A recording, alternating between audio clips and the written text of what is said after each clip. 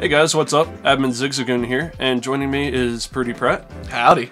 So today we are bringing you another Tiny Tourney video, and now that the meta has begun to develop on Showdown, we've updated our tier lists accordingly, which we will be sharing with you, and we're also going to be talking about different types of teams, including cores, strategies, and then we even have some sample teams to share with you guys. Starting the tier list is Tier 0. This tier includes all the Pokemon we perceive to be the best in the format, and the Pokemon we've seen used most on Showdown.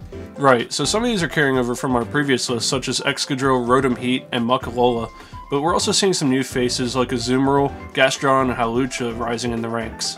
Next is Tier 1, which includes some Pokemon that have been demoted from our previous Tier 0, such as Ferrothorn and Mimikyu. But some have been promoted as well, such as Dugtrio. And even Primeape, you know? I feel like they've just really proven themselves in the meta. Yeah, they're all really good, there's no contesting that. Next is Tier 2, which features some Pokemon that we had previously ranked higher, but didn't quite hold up as the meta developed. Such as Marowak. We had Marowak in Tier 0 before, and it's dropped all the way to Tier 2, just because it gets outclassed, I believe. Yeah, Chandelure just outspeeds it and Okos it, you know? Right, and Rotom Heat's just excellent, and Torkoal's great. Indeed. And onto our final tier, which features Pokemon that are slightly more niche, but still have a place in the current meta. Yeah, such as Excelgor, who often uses Final Gambit to remove a threat, letting its partner set up, or Heliolisk, who really appreciates the sun, and it's just a powerhouse, you know, just picking up enormous KOs. Yeah, and even a Galvantula, like, you know, it doesn't fit specifically with a certain Pokemon in a duo, but it's really good if your team's weak to that strong water grass core. Or even Kartana, too. Yeah. So we're going to be moving on now to types of teams. Here we'll be talking about different types of cores, archetypes, and strategies. So, starting off our strong cores, we have a Fire, Water, Grass core. Yeah, a pretty common one that you could have actually seen in the 2014 or 2015 VGC metagames. Right, each of these cover each other very well, they don't stack any weaknesses, and the Mungus, for example, can help the Azumarill set up the Belly Drum, utilizing things such as Spore and Rage Powder. Next we have Excadrill, Hawlucha, and Torkoal, though Torkoal could be a different fire type. This core is just very powerful, very offensive. Yeah, really, Excadrill Hawlucha is a very strong duo, and a fire type rounds it out very nicely. Last we have another Fire, Water, Grass core, again featuring Rotom Heat, rounded out with Kartana and Gastrodon. Gastrodon being pretty important here with the Storm Drain, redirecting attacks such as Scald so that Kartana can't get burned, or any other water attacks so that Rotom Heat isn't taking super effective damage that way. Moving on to archetypes, we have Sun as our first one, mainly just because it's such a popular weather team, and because Torkoal is disputably the best weather setter in the format. And it's paired really well with any Chlorophyllmon, really, namely Jumpluff, as we have pictured, or even Leafeon, as we'll get into later. Next up we have Sand, which is another solid weather archetype, because there is a setter for the sand. Yeah, Hippopotas might seem a little unconventional, but it does its job well, supporting Sand Rushmons as well as Pokemon with Sand Force. Yep. Excadrill. Our next weather archetype is Rain, and since there are no Drizzle users, you have to resort to using often Prankstermons to set up Rain Dance, however, other Pokemon can carry it as well. This strategy is often used to counter the other weather archetypes because it's slightly unexpected. Mainly countering Sun, of course. And we have Hail, which, it's not very good. No, Hail, I mean, you have Alolan Vulpix, but it's just not viable in my opinion. RIP! Okay, we have Extreme Evo Boost here, which, I mean, is to be expected. Yeah, in a format like this, like, it excels in VGC, in a format like this where there are less Pokemon, so less threats in general, it just makes so much sense. Yeah, I mean, you set up the EV using Clefairy beside it, and you Baton Pass, and you sweep. That's the general idea, That's as usual. the idea. So, next up we have strategies that let you +1 in all stats, such as Z Conversion, Z Hold Hands, Z Trick or Treat, or Z Happy Hour. And then even Z Celebrate on Umbreon, Espeon, Flareon, Leafeon, Vaporeon, Jolteon, Glaceon. And Sylveon. I don't like Sylveon. Okay. Anyway, we have Quiver Dance strategies here now with Bellossom, Ribombee, Masquerain, and you can pair it with any of these Oricorios. Yeah, because of the Dancer ability, you get essentially 2 Quiver Dances for the price of 1, and then your Oricorio still gets to attack the same turn. Exactly, so it's a pretty powerful strategy. I don't think it's anything that should be laughed at. No. And, you know, here we have another example with a Sundance kind of team. Yeah. So you have the Blossom with the Chlorophyll to abuse the sun to get the doubled speed, and then it can Quiver Dance with the Oricorio Bale, who then takes advantage of the sun boost. While this may be a little gimmicky, it's nothing that should be taken lightly because it can sweep through you. Okay, so these are the sample teams that Prudia's made up. The first one is the Sun team you made, right? Yeah, so it features a pretty standard core of Torkoal Jumpluff. The Jumpluff, of course, utilizing the chlorophyll boost and abusing the sun. Right. Yeah, it's pretty self-explanatory. You have Torkoal for offense, the Jumpluff, puts opponents to sleep and redirects attacks. Yeah, so this is more of like a good stuffs kind of Sun team. Yeah, with just pretty standard mons to round it out. The Sash Excadrill, the Z-Move Mimikyu, also to reverse Trick Room. Right. A pretty standard Hawlucha set that we're going to be featuring. And then also the double Z-Move Porygon Z with the Z Conversion or Z Hyper Beam, depending on how you want to play it. Yeah, either one's a really great option. Very strong. Okay.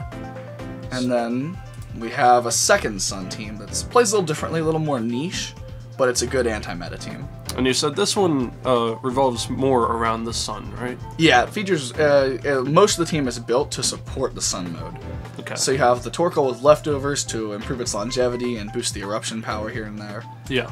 Leafeon with the Groundium Z to pick up other Torkoals and fire types, Muck as well, Excadrill. It's just really solid with the chlorophyll boost. Yeah, that's a really cool tech. Yeah, and then the Rabombi with Sweet Veil to help against Jumpluff teams. Sweet Veil, if you don't know, stops your Pokemon and its ally from being put to sleep. Very useful. Yeah. Scarf Primeape to help a little with Kartana, though it doesn't seem like a huge problem, it can be. And it also helps with a few other things in the meta, like Porygon, for instance. Mm-hmm. Vaporeon for those EV teams, and to help with your Fire-type matchup just a little bit. And that thing is very bulky. Very bulky, especially with the Mego Berry. Yeah. And then the Lycanroc to help with the Rotom Heat matchup. Yeah, the Z-Stone are just going to hit anything just about Very really hard, hard. yeah. I mean... Yep, and it's a good Sand team counter with the Sand Rush. Right, yeah, that's true. Alright, next we have a Sand team. Okay, so it has the Hippopotas. Yeah, pretty interesting pick, but it's the only Sandstream user in Tiny Tourney, so...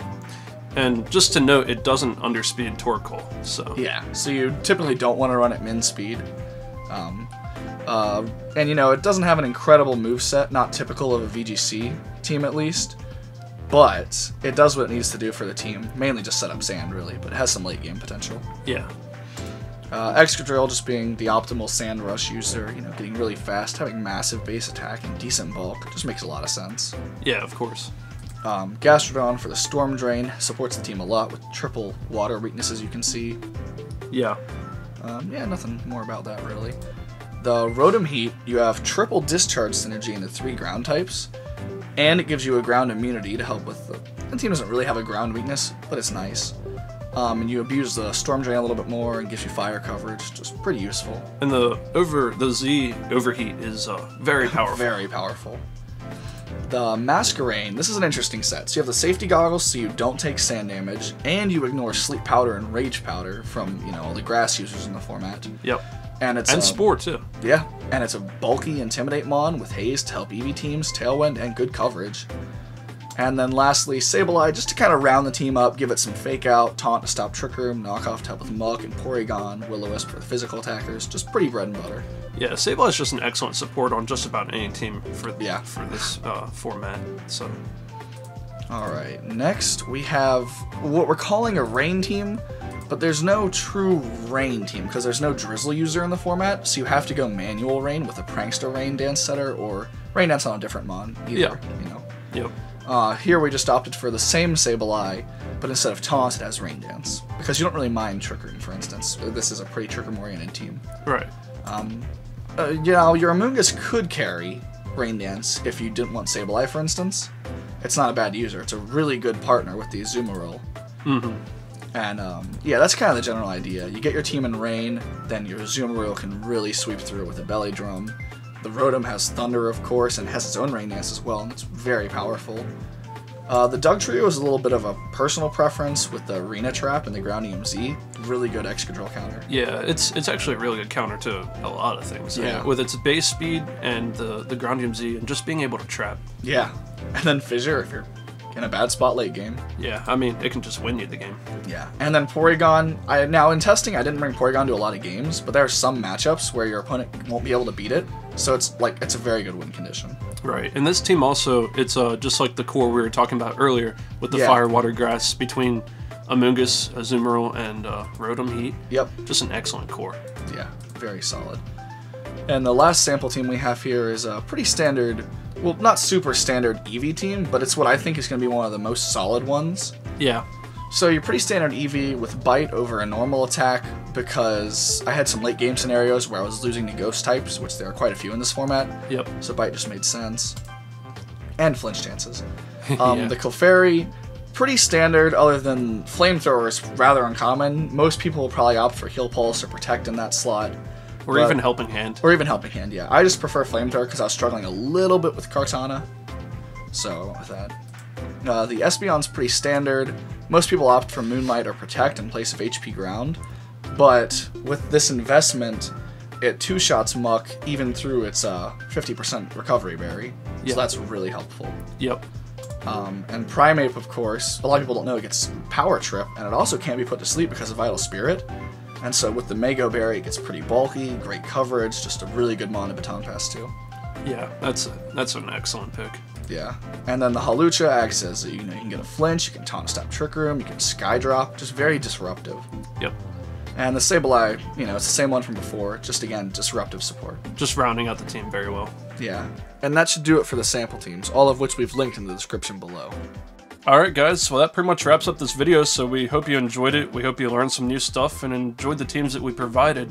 If you have any questions or comments, please leave them in the comments below. Don't forget to like and subscribe, and thanks for watching guys. Alright, see ya. Later.